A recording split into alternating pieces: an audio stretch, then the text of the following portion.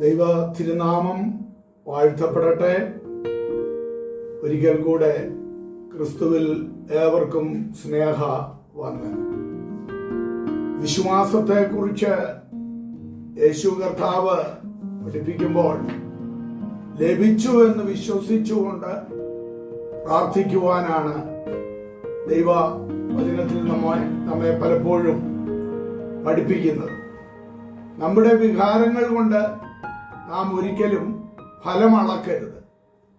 നാം ഇച്ഛിക്കുന്നതിലും വിപരീതമാണ് പലപ്പോഴും ചെയ്യുക എന്നതാണ്.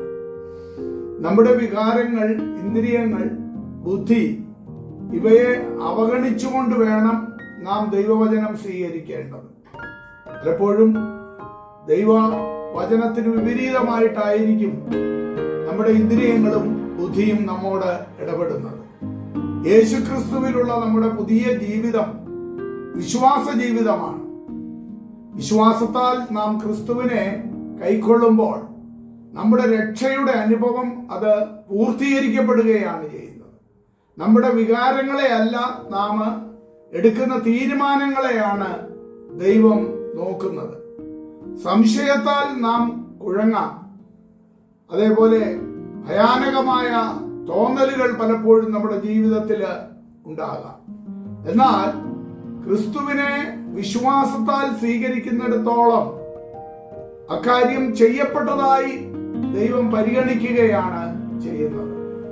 അപ്പോസ്തലനായ പൗലോസ് താന് കൊലോസ്യ ലേഖനം 1:22-23 വാക്യങ്ങളിൽ ഇപ്രകാരമാണ് പറയുന്നത്: നിങ്ങളെ അവന്റെ മുമ്പിൽ വിശുദ്ധരും നിഷ്കളങ്കരും കുറ്റമില്ലാത്തവരുമായി നിർത്തേണ്ടതിന് അവനിപ്പോൾ തന്റെ ജഡശരീരത്തിൽ തന്റെ മരണത്താൽ നിരപ്പിച്ചു. ആകാശത്തിന് കീഴെ സകല സൃഷ്ടികളുടെയും ഇടയിൽ ഘോഷിച്ചു, പൗലോസ് എന്ന ഞാൻ ശുശ്രൂഷകനായി തീർന്നു.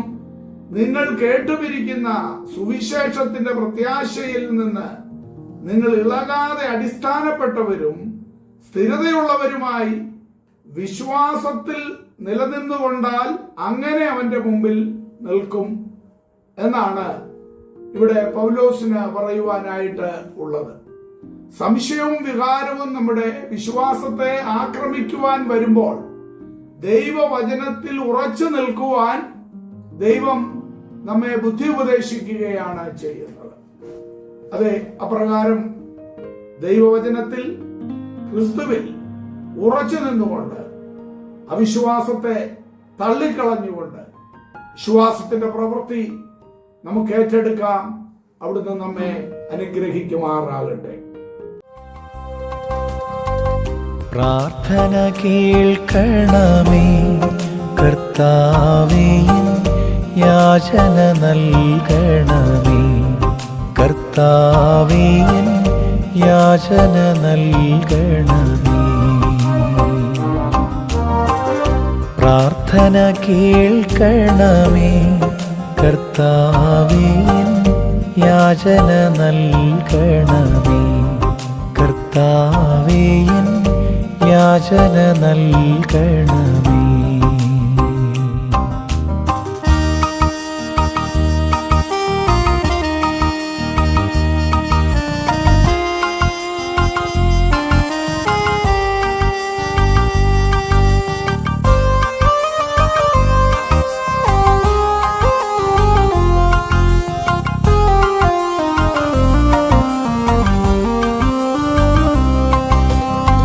പുത്രന്റെ നാമത്തിൽ ചോദിക്കും കാര്യങ്ങൾ, പുത്രന്റെ നാമത്തിൽ ചോദിക്കും കാര്യങ്ങൾക്കുത്തരം തന്നരുളാം എന്നുള്ളൊരു വാഗ്ദത്തം പോൽ ദയവായി, എന്നുള്ളൊരു വാഗ്ദത്തം പോൽ ദയവായി.